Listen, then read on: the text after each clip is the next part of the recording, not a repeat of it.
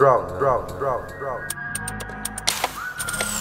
rebâtir des budgets de crise, c'est la partie complètement invisible des chiffres et des observatoires.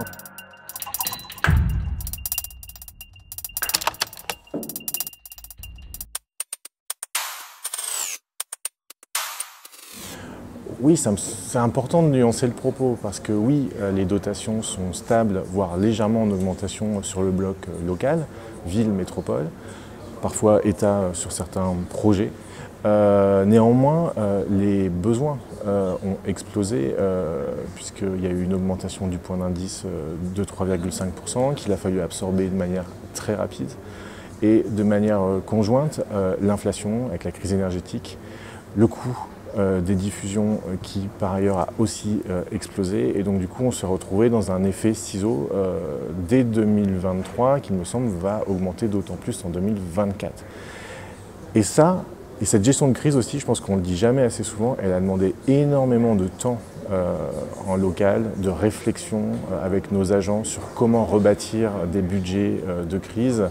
C'est la partie complètement invisible des chiffres et des observatoires, mais ce qu'on vit depuis 2020, tous les ans, il se passe quand même quelque chose quasiment, et on doit passer un temps fou à gérer les crises, et c'est de plus en plus dur d'être dans des continuités en fait, de gestion.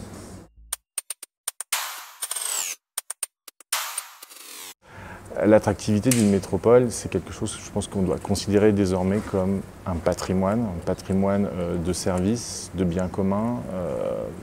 Parfois, il y a des universités, il y a des infrastructures de transport qui sont précieuses. C'est aussi un moment, peut-être à un moment précis de la vie où on va devoir avoir besoin d'accéder à ces services-là, à l'université en particulier, ou à de grandes entreprises. Et ça me semble important de dire que voilà, c'est là et ça structure des territoires. Après, c'est comment est-ce qu'on accède et comment est-ce qu'on vit dans ces territoires. Il y a la condition de la qualité de vie, qualité urbaine. Est-ce qu'on a assez d'espaces verts? Est-ce que la trame verte et bleue est bien à cet endroit-là? Est-ce que les conditions de vie sont bien à cet endroit-là?